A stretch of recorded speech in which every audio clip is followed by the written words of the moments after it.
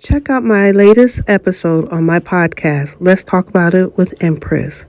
And thank you for watching.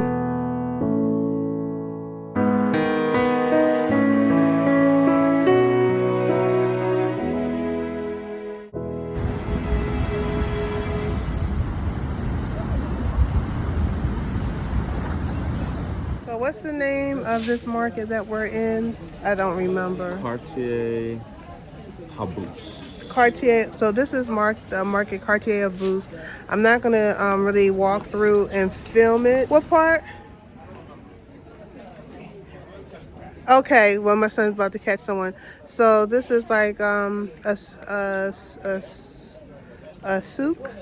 So they have some very nice. It's definitely geared towards tourists.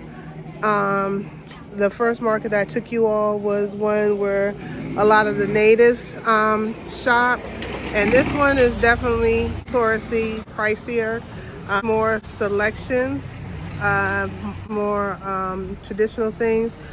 I would suggest to go to the local market first. Do your shopping for things that you can normally get, like your tangiers, your glasses, and things of that, and then come here and look for things that you may not see in the traditional market, because I saw some really beautiful items. I saw one item that I think I'm going to get, but it's a little bit pricier. I must have to put on my negotiating hat. Yeah, and I'll try to take a picture of outside of the location so you all can see it, but it's pretty big. It's like it goes that way to this way up the hill, so it's pretty big. Walking through the alleyway, so I want to show you the architecture here is really intricate and nice. The doors are very sturdy. Look, these are where people live. I just really love it. The walls are very decorative. I'm not gonna touch it, but see, very ornate. Oh, assalamualaikum. All right.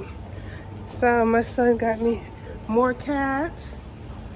There's cats everywhere in this city. All right, now we got some graffiti, so it's not all pristine. We got some little bad ones. All right. Oh, it looks like it's housing. Several gentlemen came up to me and was like, Madame,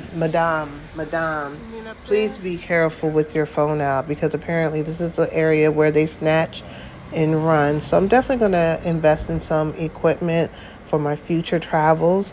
But it's really beautiful here. Just left the souk, and I'm going to say it is very aggressive because it's geared towards tourists.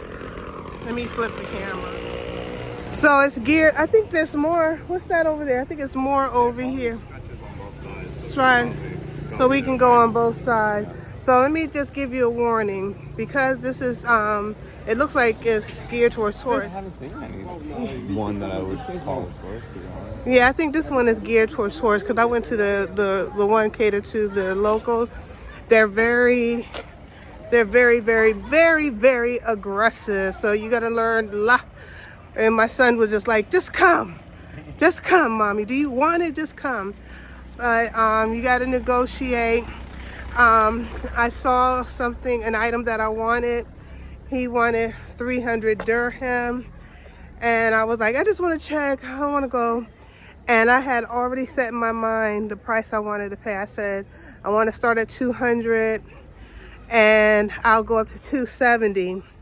And so my son was like, since first he said 200, they were like, oh, this is silk. And so I was like, okay, well, let me just look. And I was about to leave. They was like, okay, 270. No, what did they say, 280? 280. And I was like, you know what? I'm not going to be penny pinching five dirhams. So I was like, yeah, let's get it. So I still make sure you have an idea of what you want, what is fair to pay. Try to do think about the pricing, what you want to pay in America, and then go less. I always try to do $10 to $20 less than what I will pay for in America, and work my negotiation from there. walking through the streets of the Souk, it kind of reminds me of like Venice, except there are vehicles on the street. You know, in Venice, you're walking through alleyways and they're very narrow, and you might be bicycles on here. Well, with Morocco, you're walking through the Souk, and here comes a van, here comes a motorbike, and we're right next to it. So it's very different, but it didn't feel unsafe. It just made me realize I had to be more cautious as I turn corners and to the way I'm looking, because I am literally sharing my space with vehicles. I am a Naya Bingy woman. Vibes etched in my marrow. Sacred chants, kissed by flames. More fire, more fire, more fire. Yeah, each dawn my soul bows only to the most high. I never worship man, only move with purpose, with verses buried deep. Childhood scripture on my tongue like honey and sword. They saw me circle flames, feared my freedom, judge my cover but never in my roots. Didn't know I walked grounds before most found their feet. Africa called and I answered. Repatriation was my declaration. They said I was mad, but I was alive, surrounded by fire. Woman, educated, focus, sacred. Our chant shook Babylon's bones. Roots are strange, you can't always see their depths, but they feed everything. Now I wear my hijab with the same reverence.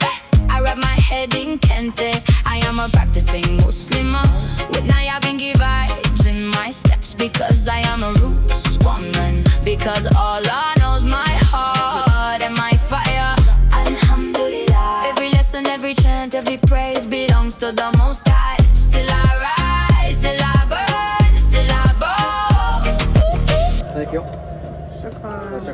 All right, we're finally leaving the Souk, and I tried to get some footage, but when I say it's massive, it's massive. I got some things, like I said, it's pricier.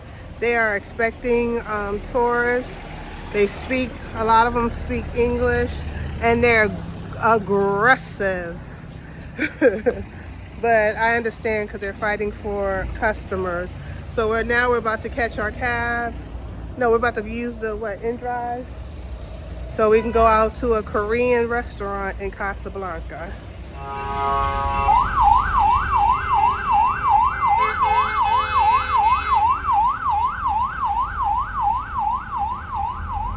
Thank you for watching, family. This is your girl Empress. This is the Global Green Book. One love. Assalamu alaikum.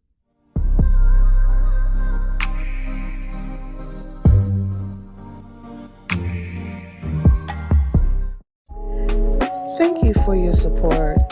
Make sure you subscribe to our channel